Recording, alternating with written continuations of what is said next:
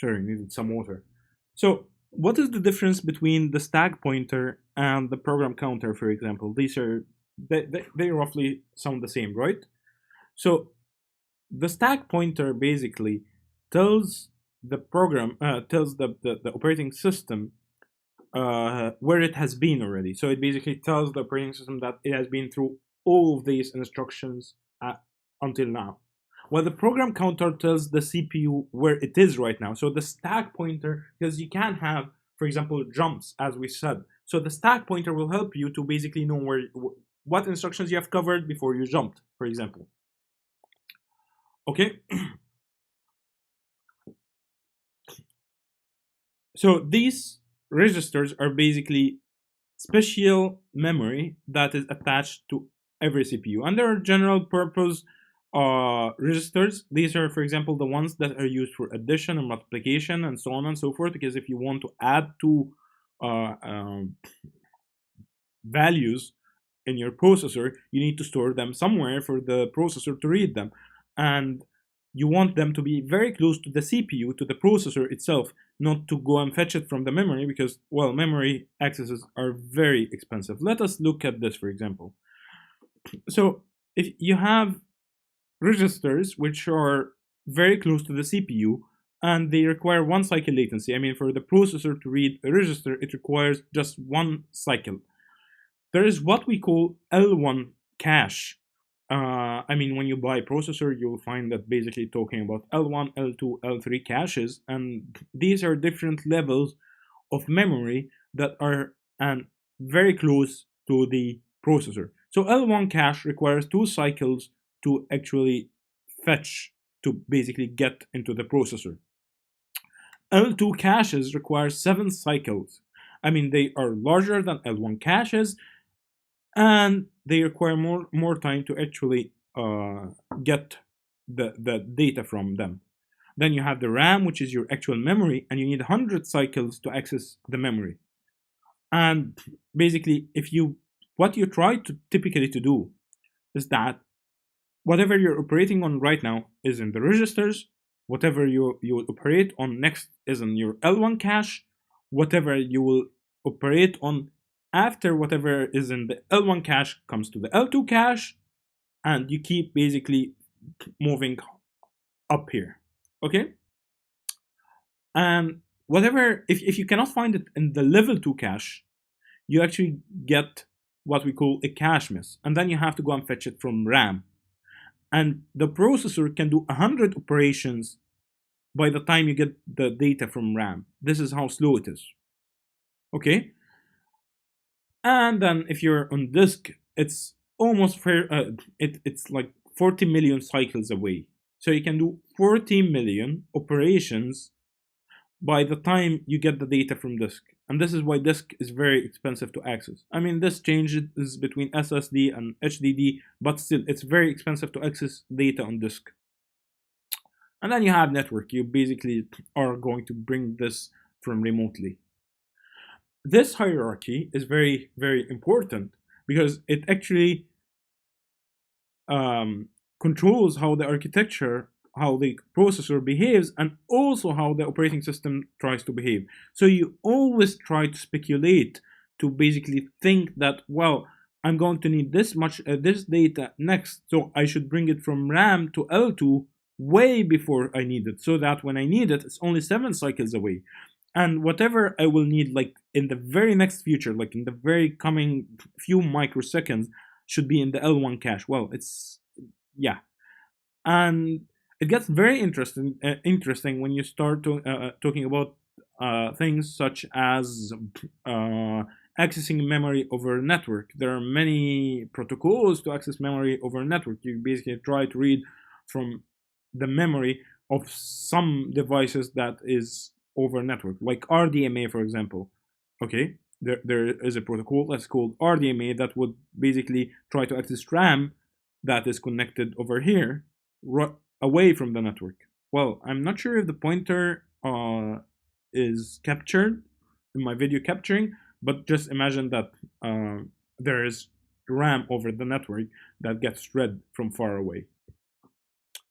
So You have the caches because accesses to main memory is expensive. It's around 100 cycles. So you try to keep everything warm in your caches.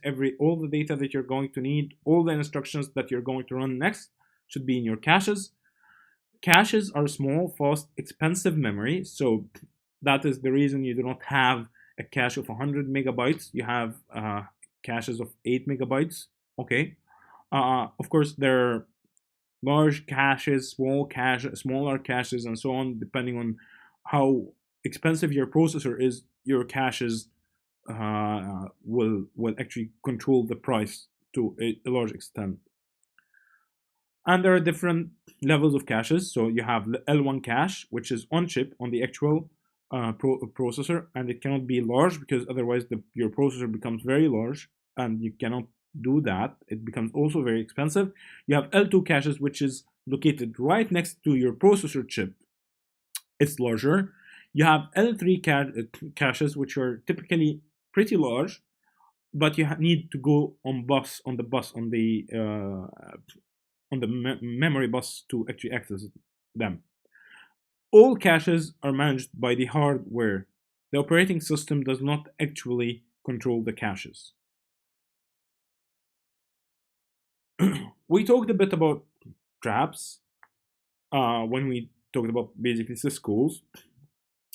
But here's a bit more on traps. And traps are kind of interrupts. They are special conditions detected by the hardware. Actually, in this context, it would be better to call them interrupts.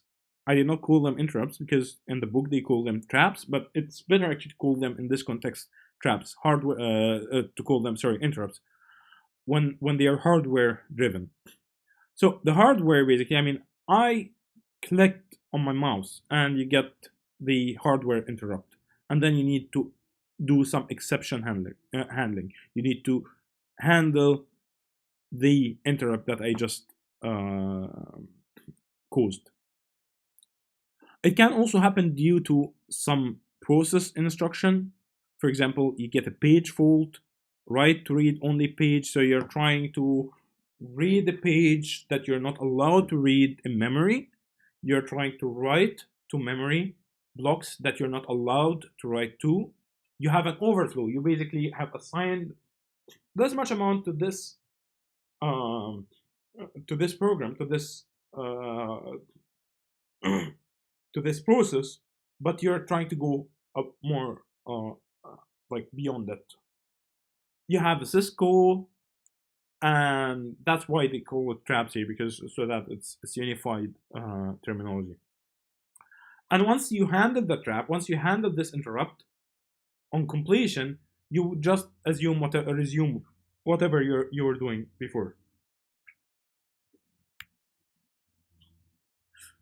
So what happens when you detect a trap or an interrupt is that you save the state of the processor right now. What program counter were you in? What is the stack counter? And you say, for example, your stack, your heap, whatever you had running on the processor now, you actually store it somewhere. Okay. You transfer control to the correct trap handler, operating system routine, basically, that will handle this interrupt. So if I click the mouse, something will happen. If I type on my keyboard, the letter P should appear, and so on. What should happen is basically an OS routine. And you basically run you start moving everything that is related to the trap handler to the processor. You run it, okay, until you're done, and then you resume execution by basically reloading the process that you just saved. A trap vector looks something like this. Okay, you have basically, okay, if this trap happens, this is the trap address. Every trap has an address. It basically tells you what you're going to run. So for this one, you're going to have an illegal address procedure. And if you have an illegal address, then you will handle it in some way. If you have a syscall, you will handle it in some way, and so on.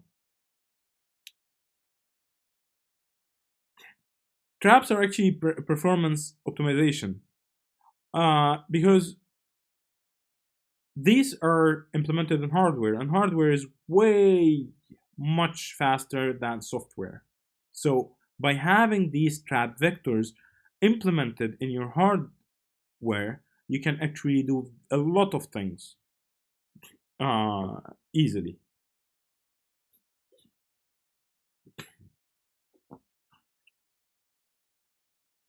When you talk about I/O control, we're talking about, for example, disk devices, keyboards, and the likes, and displays like monitors. Each I/O device actually has a little processor inside it. So when you actually buy a display, the display will have its own processor so that it can run autonomously. So, which basically means that it does not rely on the central processing unit of your computer to do whatever it is supposed to do. Your disk does not rely on your CPU to do whatever it's supposed to do. You have co-processors, small processors attached to each of these I/O devices. The central processing unit, your central CPU, your actual Intel chip that you bought, issues command to the I/O devices and continues. So it just sends to these little processors, now you got to do this, and just continues with whatever it's doing. This way, your computer is actually a distributed system with multiple processors running in parallel, helping each other with a central commander that is your Intel chip or your AMD chip. When your I/O device completes the command, when your small little processor completes whatever it was supposed to do, it issues an interrupt. And then the main processor needs to handle this interrupt. Okay? And different devices will definitely have different uh, will definitely have different basically interrupt handlers. There are three methods to do input output in general. One of them is synchronous, one of them is asynchronous, and one of them is memory mapped I/O.